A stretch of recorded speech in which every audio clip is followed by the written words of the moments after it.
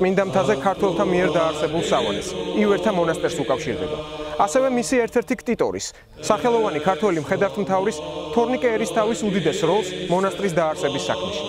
ჩვენ ასევე შევეცდებით ქრონოლოგიურად გავყვეთ იმ ისტორიულ მოვლენათა ჯაჭვს, რომელიც მე-10 საუკუნეში ამ უმნიშვნელოვანესი სასულიერო ცენტრის მოღვაწეობას და საქართველოს გაერთიანებას უკავშირდება. ეს ათონის მთაზე უძველესი მონასტერი, დიდი ლავრა.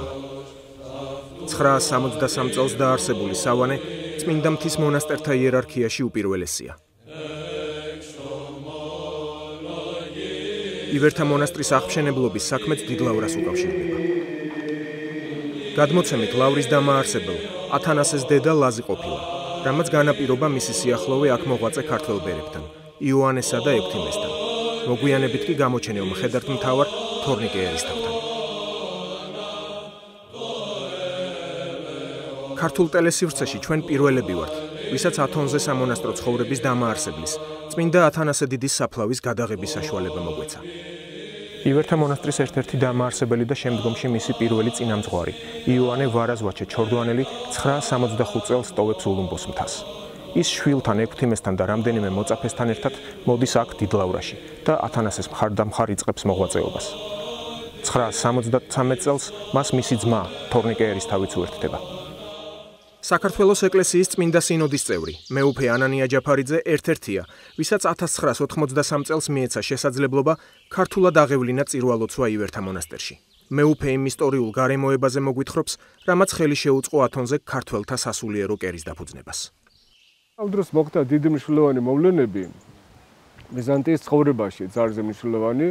საქმე ის იყო, რომ ბიზანტიის ტახტზე ავიდა ბასილი მეორე, ეს იყო პატარა ბავშვი, ჯერ კიდევ ჩვილი იყო, როცა იმპერატორი გახდა და ამით ისარგებლა მისმა მხედართმთავარმა, ბარდას კლეაროსმა, ეს იყო ძალზე ცნობილი მხედართმთავარი, სარდალი და მან ააჯანყა ჯარი, მიიმხრო აღმოსავლეთის პროვინციები, ბიზანტიის იმპერიის დიდი ნაწილი მის ხელში გადავიდა.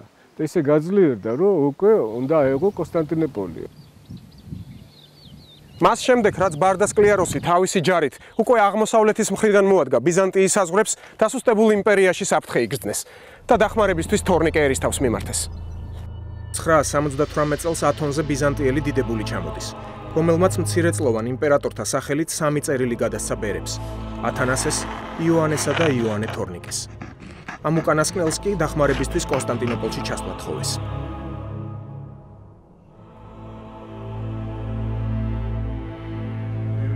გიორგი ალიბეგაშვილისთვის ივერთა მონასტრის დაარსებასთან დაკავშირებული პირველწყაროები დიდი ხნის კვლევის საგანია. ის ყვება, რომ თორნიკესა და სკლეაროს შორის 979 წელს გამართულ ბრძოლას საქართველოსთვის დიდი პოლიტიკური მნიშვნელობა ჰქონდა. როგორც ირკვევა ზემო მიწებს, ანუ ზუსტად აი ივერიაზე ტაოკლარჯეთზე რომ ჰქონდა ლაპარაკი, იმას დაუთმობენ ბიზანტიელები იმ პერიოდის მანძილზე, სანამ დავით კურაპალატი ცოცხალი იქნებოდა. თორნიკე ერისთავი განამტკიცებს იმ პირობას, რომელიც საიმპერატორო კარმა აღუთქვა ქართველებს, იმ შემთხვევაში თუ ისინი ბარდას კლეაროსის წინააღმდეგ მიიღებდნენ მონაწილეობას და აი ამ პირობით იგი მოდის უკვე დავით კურაპალატთან. გაიხადა შესამოსელი საბერო, ძალზე მძიმე და ძნელად, ეს კარგად არის აღწერილი, ჩაიცვა ჯაჭვის თორი, პერანგი და ეს წავიდა საომრად, ჯარში სათავეში ჩაუდგა 12000-იან ქართულ ლაშქარს, გაამარცხა ბარდას კლეაროსი და დიდი ნადავლი ჩაიგდო ხელში. ბარდას კლეაროსი ემზადებოდა, რომ უნდა ასულიყო საიმპერატორო ტახტზე. შესაძლებლობისა თავისი საგანძური, როგორც მომავალი იმპერატორისა, თან ჰქონდა ამ ჯარს. როცა დაამარცხა, დიდი საგანძური აღმოჩნდა თორნიკე ერისთავის ხელში. და რა თქმა უნდა, ეს საგანძური მოახმარა მონასტრებს, კერძოდ ათანასეს ლავრას და გადაწყვიტა, რომ დაერსებინათ ცალკე მონასტერი ქართველებისთვის.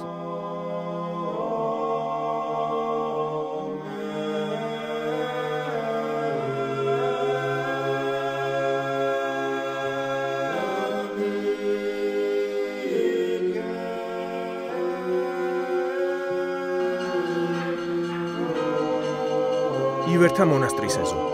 კომპლექსის მშენებლობა აქ 980 წელს დაიწყო და 1500 წლამდე გრძელდებოდა. მთავარი საკრებულო ტაძარი კი გიორგი მთაწმინდელის მოღვაწეობისას 1045-1056 წლებში გადაიხურა. ეს კი 1680 წელს წმინდა ქეთევან დედოფლის მამის აშოთან მუხრან ბატონის შემოწირულობით აგებული პორტაიტისას ტაძარია. აქ არის დავანებული ივერიის ღვთისმშობლის ქართული ხატი.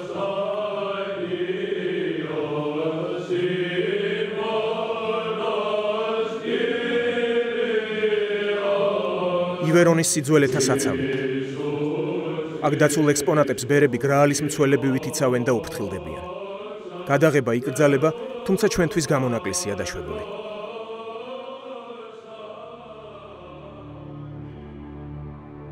თორნიკე ერისთავის ჯაჭვის პერანგი 10 საუკუნეზე მეტია ივერთა მონასტერში ინახება. მხედართ მთავარს ის სწორედ ბარდას კლიაროსის წინააღმდეგ გამართულ ბრძოლაში ემოსა. ჯაჭვის სისქემ მნახველს თორნიკეს ფიზიკური სიძლიერის შესახებ წარმოდგენას უქმნის. აქვეა დაცული ათანასე დიდის მიერ ივერთა მონასტრის დამაარსებლის იოანე მთაწმინდელისთვის გადმოცემული ხრისოვული. ბასილი კეისარს ეს წყალობის სიგელი 985 წელს მისთვის საჩუქრად უბოძებია. დოკუმენტის თანახმად მონასტერს საზღვაო ხომალდის ყოლის უფლებაც ეძლეოდა. ხვდებით ბიზანტიის იმპერატორთა იოანე ციმისქეს და კონსტანტინე მონომაქის ხრისოვულებსაც. აქ ინახება დაფარნები, ენქერები, ბარძიმფეშხუმები. შუა საუკუნეებში მოჭედილი სახარებები ძველ ქართული წარწერებით. დასაბამიდან წელთა 7128-ა მოვაჭედინე წმინდა ესე სახარება პორტაიტისა ღვთისმშობელისათვის, მე კახეთს, ქუაბონელმან, თანგოლა შვილიშვილმან, ცოდვათა ჩვენთა, შესანდობელად და ძეთა ჩვენთა სადღეგრძელოთ. ხატის მოსასხამი ქართული წარწერით 1686 წელს მონასტრისთვის შეუწირავთ აშოთან მუხრან ბატონს და მის შვილს, ქაიხოსროს.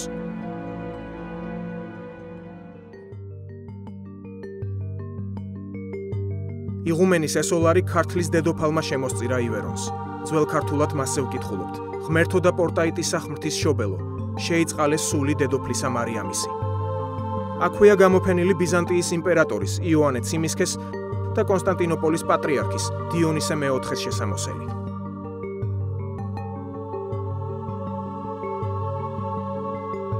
ქართული ოქრომკედით შესრულებული უამრავი სამღვდელმთავრო სამოსელი, უმშვენიერესი ქართული ეპიტრახილები და სამაჯურები. ეს კი 913 წლით დათარიღებული ოპიზის ოთხთავია. 40 კილოგრამამდე იწონის მოოქროვილი ვერცხლის ყდითა და საფირონებით შემკული სახარება. ის მონასტრისადმი რუსეთის იმპერატორის პეტრე პირველის ძღვენია.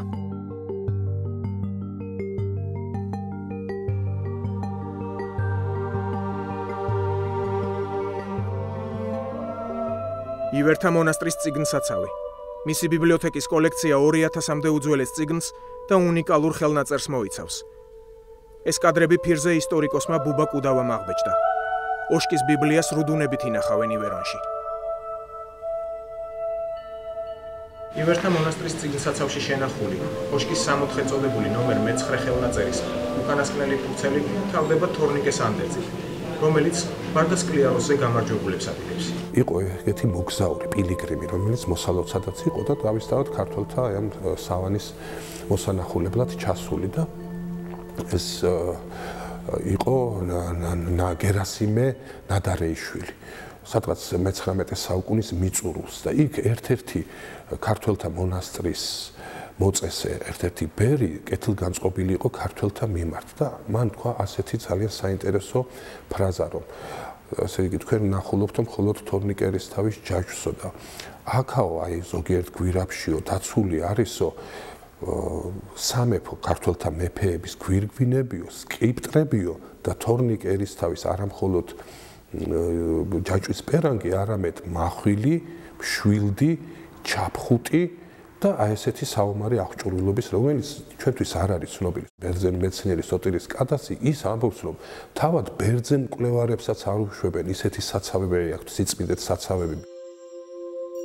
მონასტრის საძვალეს ბერი აზახანგელოსი გვიხსნის. ჩვენთან ერთად რუსი პილიგრიმებიც არიან, რომლებიც გარდაცვლილი ბერების მოსახსენიებელს გალობენ. Вечная память, упокоение всем усопшим рода грузинского, всем здесь лежащим, всякого рода, и повсюду православные. ივერთა მონასტრის უკანასკნელი ქართველი ბერი ტიხონ ფაღავა 1956 წელს 90 წლის ასაკში გარდაიცვალა.